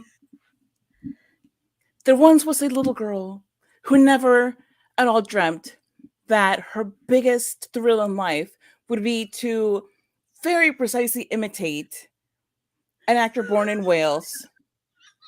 Little did she know, this tiny Carlolette, that being Christian effing Bale would bring her so much joy. So I thank you for letting me make a fool out of myself on a weekly basis for 2 months in a row, for a month, a whole month, 2 years in a row so far. And to everybody for enjoying me making a fool out of myself, being Welsh. Thank you so much. Oh, this is my thing. Let me have this one thing, bro. Look at your... Honestly, you can't let me have anything. Oh, and then I am so thrilled. I am thrilled. I am excited. I am elated. I am elated, I say. Yes. Yes, I know it is already me. However, I am so excited to be me through somebody else's vocal cords. I could not have dreamt of a more perfect way to win at life and to win awards. As Carla has already mentioned, my shelf death overflow. However, I can always take another one or two because I am a very modest man, but I do like awards. They make me quite happy, almost as happy as marshmallows do. Wow, that is quite a feat then, of almost as happy as marshmallows. Wow. Indeed. Thank you to Carla for so convincingly portraying me. Yes. For it's doing amazing. such a good job of getting all of my speech patterns, mannerisms, and everything about me down to a science. Yes. And thank you to the voters, to the Academy, to the institutions that have placed me in this place of visibility and success. Congratulations. Just the one thing, man. Like, I know one it thing, was but your okay. moment to shine, and then you just had to step in. All right, Chrissy B. I see how it is. And I love your costume change again. So Thank you. And Ellen, I don't know if you saw, was very excited about Yes, that. Ellen, thank you for your excitement for this. Like I joke around a lot, but I sincerely am so appreciative of this particular award because this has made me so happy, not just because I enjoy it, but because other people enjoy it so much. I really, really love putting a smile on people's faces, and I'm glad that this does that. It's like it is embarrassing how many times I watch those clips. I guess I don't really think it's embarrassing. It's only more embarrassing that I've watched them probably more. And I can't wait till next year's awards when I have to decide what best moment from your Christian Bale impressions to put out there. Will it be the audition for John Bon Jovi during our Newsies episode? Or will it be the episode that has kicked Newsies out of its top spot, The Big Short, and Christian Bale explaining the economy? Yes, using my construction paper mom bugs. Amazing. His grasp of the economy is just... I know. I really did understand more through that. Yeah. And I do want to say, I remember Ellen, when we were announcing the nominees, and you said Christian Bale better be it. Yes, and I agree. So yeah. Okay, well, we are down to our last two categories, the two big ones. So we're going to start out with favorite panelist. Once again, I'm going to read these ones. Oh gosh. Sorry.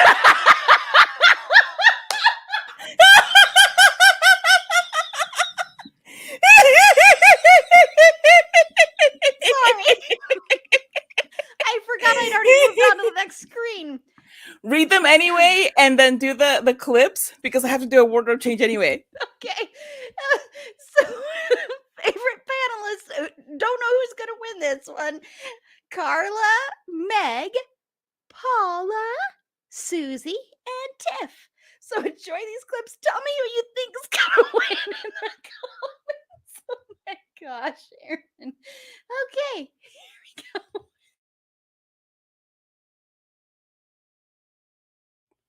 Okay, Nate is the most complex, but to me, David is the most interesting because he is somebody who is he wants to present a certain veneer. He doesn't feel like he can be himself almost ever, either because he's trying to hide the fact that he's gay or that he has feelings. Because just as everything revolves around Nate, everything being able to revolve around Nate depends on David being able to carry the burdens that Nate leaves behind. The theme of my top 10 is either fluff or murder. Like, it's on brand. It's true crime or romance. Nothing in between. Maybe Fresh really is my kind of. Somehow still no. No, I say do it. Do it. Hey, Renee. Do it and just live tweet. Just live tweet. Wait a minute, this doesn't seem like a nice date. Oh, she's going back to this place. That's so nice for dinner. We see the traumatizing of Meg in real time. In that he was talking about when he played Jim Morrison and how, like you said, how much he embodies that character. He got so far inside Jim Morrison's, psyche playing that character that he actually went to the studio and was recording the music with the Doors producer. And at a couple of points had him in tears because he was acting so much like Jim that it was just like coming naturally to him at that point. And he was saying things, just the same type of things that he would say. And it literally reduced this man to tears because of, he had worked so close with Jim. Mm-hmm. So yeah, so that is, like you said, a really big problem or a danger for those method actors because they can get so far into those people's psyches or the character's psyches that it can be very harmful. How Brad adds a lot of depth to Chucky, Jennifer Tilly does the same with Tiffany, no matter which how she's playing her as either this gets a little convoluted where she's playing her as Tiffany and is playing her as Tiffany as herself, but also as Tiffany, and it's so And also as Jennifer entertaining. Tilly. And also as Jennifer Tilly. It's oh god, it's just so entertaining to when they also decided to like in a way kind of introduce Jennifer Tilly to the Child's Play series. One thing about him that I do really love is that he works with actresses that are his peers. Like, his love interests are never 30 years younger than him. But, it's one of those things that, I mean, because I was thinking about like One Fine Day, he and Michelle Pfeiffer, they are peers. They are, she's a little older than him, actually. So I love that. I love that for him. I love that he's working with mature women and not women who can be his daughter. That's fantastic.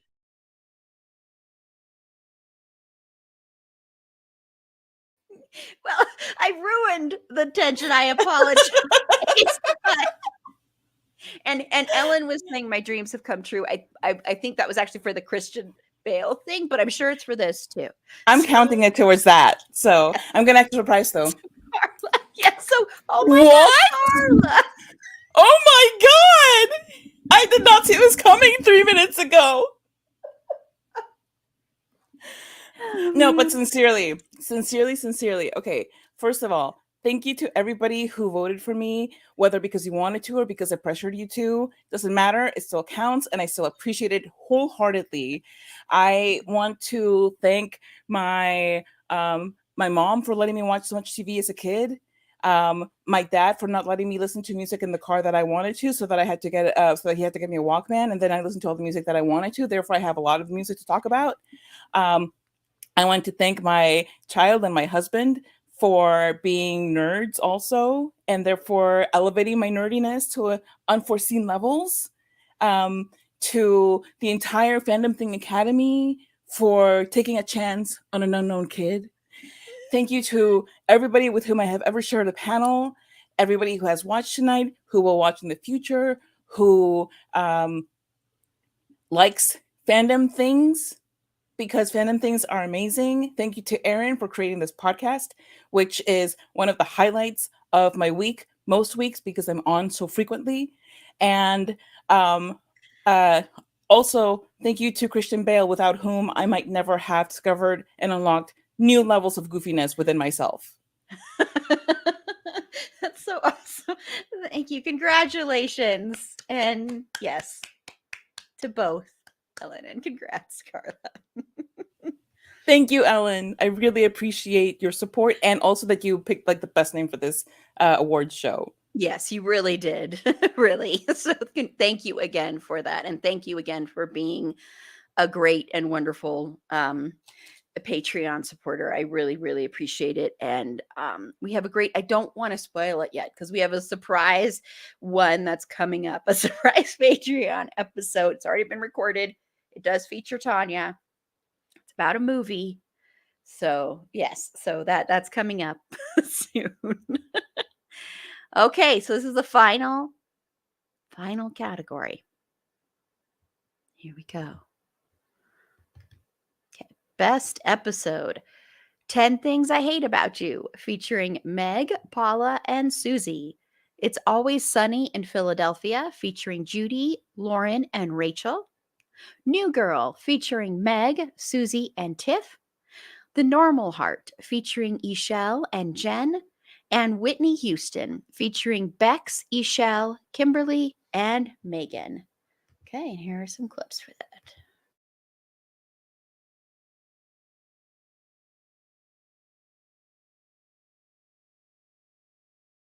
Very caring and interested in her genuinely. It wasn't just about the money. And I think, I know it wasn't explicitly said, but he took that money and that's what he used to buy that guitar for her. Oh, Oh yeah, absolutely. You know, so, Yeah. you know, he didn't even profit off of it really. The thing that they've done with Mac too, and it's like it's so subtle, but like in that episode when he takes him to the dom sub club and Mac's like, this isn't a gay thing, it's a like preference thing, it's a kink thing, and you know, like, or in Hero versus Hate Crime, when they're talking about whether the F word is a slur, because they're talking about like F word versus N word, and like there's history behind the N word, so like F word actually isn't that bad or whatever.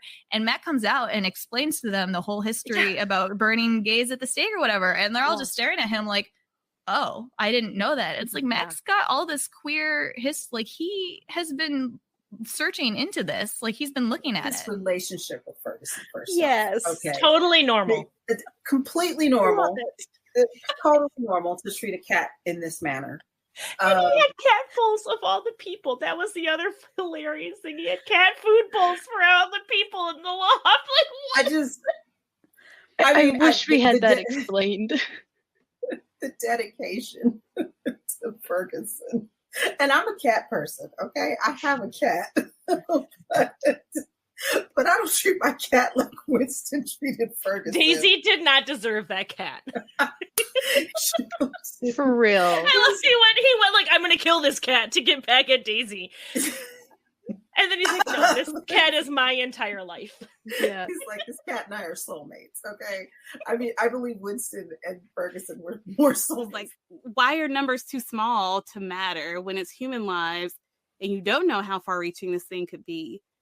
So that was all very frustrating to see that not only in this movie, but to know that that's what happened in the real world, that they weren't doing anything. And then I think it was maybe 85 or 86 before AZT came around, but then like who the heck could afford it? A lot of people were getting dropped from their insurance, so they wouldn't have to pay for it. And then them playing around with the prices on the medicine to milk these people for every dollar they had. So yeah, it was all of that to say it was handled pretty freaking terribly. And I also feel like men get to have a redemption story, right? Like you can have a comeback career. Like think about like Chris Brown. No one should be listening to Chris Brown. Chris Brown should not have a career, but people love him and he sells out arenas. He shouldn't have a career, but there he is. Like he gets torn down and then people put him right back up because we love a comeback story, but only when it's male centered. Yep. Exactly. That's exactly what it is. Yeah. That's why cancel culture is not a real thing.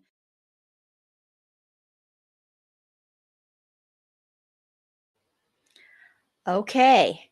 And the winner of Best Episode from 2022 is, yeah, I should be doing the drum roll. Oops. 10 Things I Hate About You, featuring Meg, Paula, and Susie. So, Paula, if you want to give us an acceptance speech. Again, thank you everybody for listening to the podcast, for nominating us, for voting for us. We really do have a lot of fun with this show, and it really is an honor to be nominated. And just thank you, everyone. Thank you, and congratulations. And I love all the episodes we do, and I really appreciate everybody coming on and sharing and helping my dream come true and helping it stay alive. So thank you everyone who has been on an episode, listened to an episode, shared an episode. Really, thank you isn't enough. It's just really, I really appreciate it a lot. And I just wanted to read off, we had a write-in category. Not everybody wrote in stuff. We only got like 11, but it really means a lot that some people did. And this is basically what your most memorable moment from the podcast was, personal moment, or like something that really meant a lot to you personally. So I'm just going to read these out here. So one was introducing Carla, Meg, and all the listeners to Our Flag Means Death. I am also grateful for this. And that was Bex. Yes. In that March, what we're into episode. Yes. Yes. Saxy Ladies Christmas special, which again, the Saxy Ladies are Carla, Meg, Tiff, and me. And yes, that was a ton of fun to record. That was so much fun. And then I really love this one, 6 Feet Under. It's awesome that great show got its due.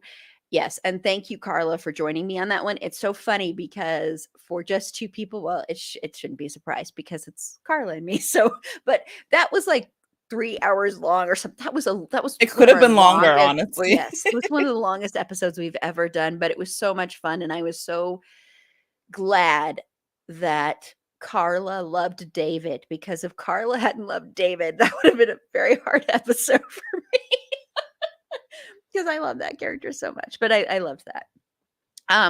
So this was definitely someone that was on It's Always Sunny episode. I'm not sure who it was because all of these were anonymous, so I have no idea, unless they're pretty obvious. But discussing Mac's coming out dance during the It's Always Sunny episode, I do agree that was, because I think that episode is really beautiful. The dance is absolutely gorgeous. And so I agree. That was a great discussion. Susie's hot cocoa ratings. That's actually from 2021, but I still love it. That was during our horror month when we were talking about slashers, and Susie would give hot cocoa ratings to, and Jason is her favorite slasher, so he got the best. And I think Freddy Krueger didn't get very good hot cocoa, if I remember correctly. But Robert England got very good cocoa. Queer as Folk episodes. Any and all episodes featuring queer as folk, especially the ones about Brian's sex on Lake Skinny. Can I just tell you how happy I am that caught on? The Brian's sex on Lake Skinny, because I just love that. Meg's Dungeons and Daddies to Finn Whitrock connection. Yes, that is the best.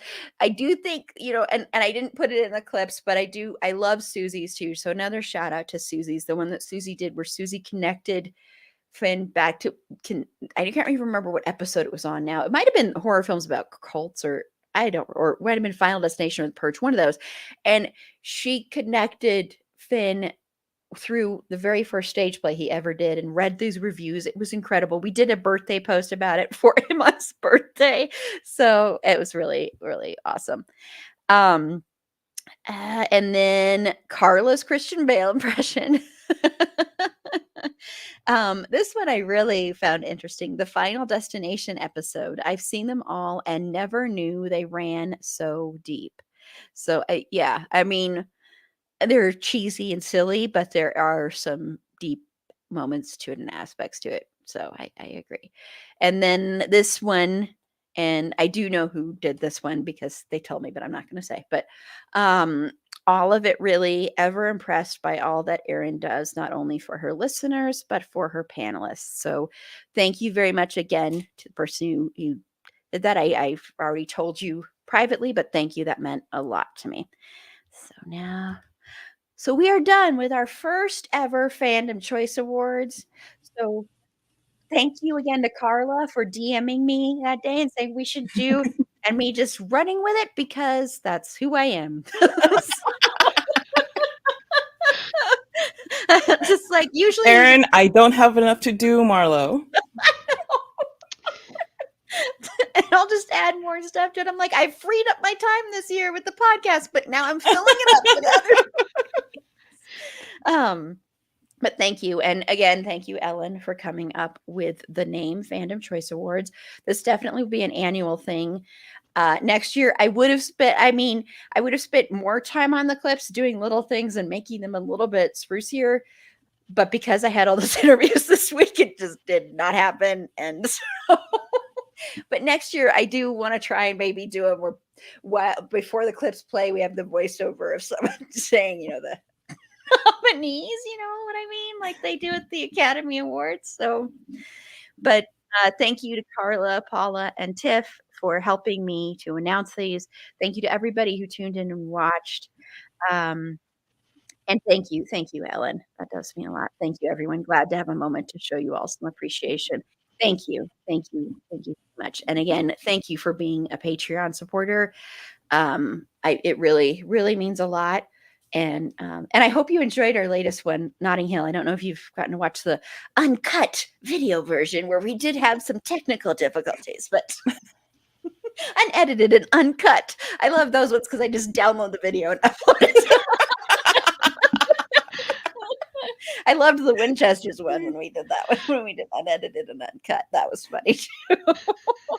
So hopefully you enjoyed those, and there's lots of great stuff coming. Remember, I know you're excited about this, Ellen, so I'm going to mention it again. Cocaine Bear is coming out this week, and we are going to do a special Patreon episode. I don't know who's going to be joining me because you want to join me? Sure. Yay. Okay. Paula will be joining me to talk about Cocaine Bear. I am so excited. And Ellen, I don't know if you ever got to see Cocaine Fergie.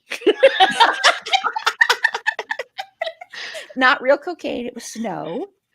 But if you didn't go, I don't know if I can put it in. I probably can't because I'd have to send it. Anyway, go to the TikTok. Maybe I'll put it up on Patreon at some point here. But I just thought it was funny. So I was just trying to be silly. So once again, thank you, everybody. And we will end now. But good night. Take care of yourselves. And love you all. Bye. Bye. Bye.